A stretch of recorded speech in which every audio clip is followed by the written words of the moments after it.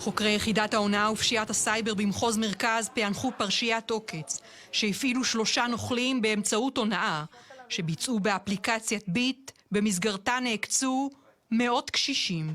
התחלנו לעבור על התלונות, הצלחנו לגלות איזשהו מכנה משותף על תלונות שהתקבלו על אנשים שפרסמו מוצרים ביד 2, בעיקר אנשים מבוגרים או קשישים, ואותם חשודים רימו אותם, ובעצם היו, במקום להעביר להם כסף באפליקציית הביט, היו שולחים להם בקשת תשלום. כך פעלה השיטה. הקורבנות הציעו למחירה מוצרים ביד 2 באופן תמים. הנאשמים התחזו לקונים המעוניינים במוצר, וביקשו לשלם בביט ששלחו לקורבנות הודעות בדמות העברת הכסף ואישור התשלום. אך בפועל היה מדובר באישור משיכת הכסף מהקורבנות. אותם נאשמים למעשה הסתכלו, בדקו ביד 2, חיפשו מוצרים שמאפיינים אנשים מבוגרים קשישים, כמו קלנועיות, בלוני חמצן, מיטות של מבוגרים. אז הם היו פונים אליהם והיו מציגים את עצמם בתור רוכשים פוטנציאליים. אז הם היו פונים בתור בקשת תשלום לאותם קורבנות במקום להעביר את התשלום. פיי נעקצה ב7,000 שקלים, רגע לפני הפסח. כך בהתכתבות היא מתחננת בפני אחד החשודים להשיב את כספה, כשהיא עדיין לא מבינה שזה עוקץ. אני מאוד זקוקה לכסף לחג, אין כבר כסף, זו הפנסיה שלי. תעביר לי לפחות 5,000. חג שמח. בהתכתבות נוספת היא ממשיכה ללחוץ. בבקשה, בבקשה, אני מאוד לחוצה כספית. הנאשם משיב לה, אעביר פנייה לבנק פועלים, נראה מה אפשר לעשות. ואז הוא נעלם.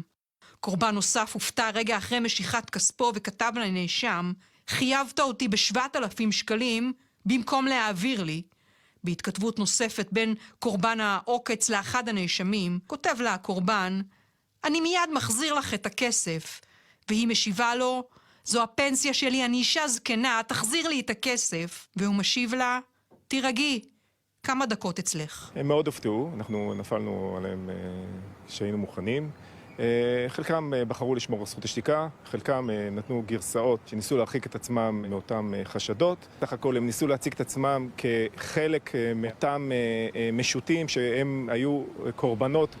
לכמה מהקורבנות הצליחו במשטרה להשיב את הכספים שנגנבו, כמו לפיי, שכתבה במכתב לשוטרים, אין מילים שיוכלו לתאר את התודה שאני חשה, צדק נעשה. היה לנו כמה קורבנות מבוגרים שזיהינו באמת קשיים, שהכסף הזה הוא כסף מאוד מאוד משמעותי ביניהם. השיתוף פעולה שלנו עם בנק הפועלים לסייע להם באמת להחזיר להם את הכספים. סך הכל 190 מבוגרים וקשישים נעקצו בהונאה הזו. הנאשמים בשנות ה-30 לחייהם מחולון ובאר שבע גרפו כ1,000,000 שקלים. היום הוגשו נגדם כתבי אישום בגין קבלת דבר במרמה בנסיבות מחמירות. בסופו של דבר, סוף גנב לתלייה. לאותם אנשים שנוהגים או משתמשים ולקבל כספים באפליקציות כאלה ואחרות, לשים לב שמקבלים הודעה, לקרוא אותה טוב טוב.